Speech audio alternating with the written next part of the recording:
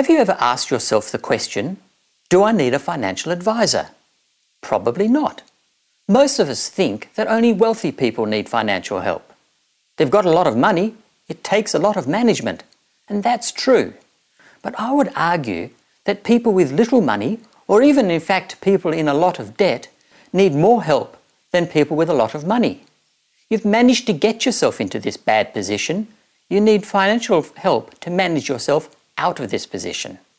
So what is a financial advisor? Broadly speaking, you need a personal financial advisor and a personal tax accountant.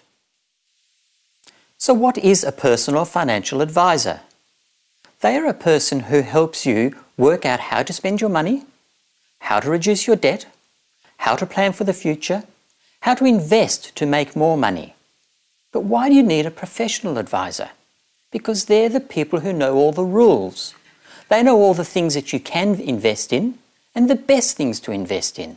They know the latest investments that are out there and which ones suit your personal circumstances. But perhaps most importantly, they make you plan. They make you set financial goals and plan for the future. Now, although we should live in the here and now and enjoy the life we have around us, we all hope to live to be a good old age. If you want to live happily in retirement, you've got to plan for it. And the earlier you start, the better.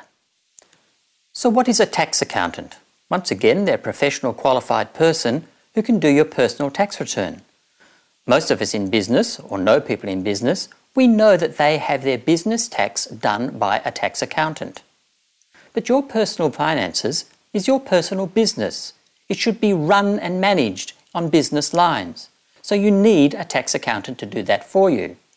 Once again, they know all the latest tax rules and they know what you should legally be able to claim. Therefore, you can get the maximum tax refund. It's not tax avoidance. It's paying the legal minimum amount of tax you should be paying. Perhaps most importantly of all for some of us is they'll make sure your tax return is filled out correctly and it gets in on time. Of course, professional financial advice is not free, and nor should it be. And you might say, I haven't got a lot of money, I can't afford to pay for financial advice. However, if the advice is sound and you act upon it wisely, you're going to end up by making more money than you currently do. So in the end, the advice will pay for itself. I would argue you can't afford not to have a professional financial advisor.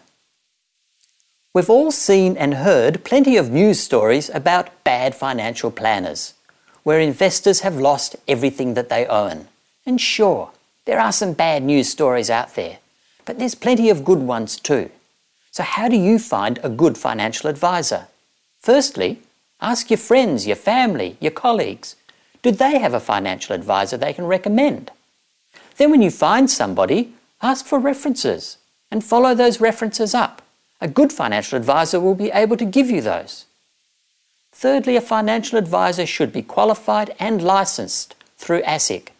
Ask about those qualifications.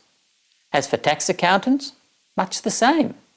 A tax accountant also has to be registered through the Taxation Board of Australia. Once you're happy with the person that you've chosen, and you have to be because it can be a long relationship over many, many years, make sure that you can communicate with them well. You have to get across what you want out of this relationship, as much as the advice that they can give you. But remember, it's really only advice and a plan. You have to make the decision and put it into action.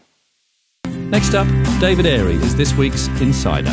You need to get a move on to buy a house if you want to get the benefit of the First Home Buyers Boost Grant.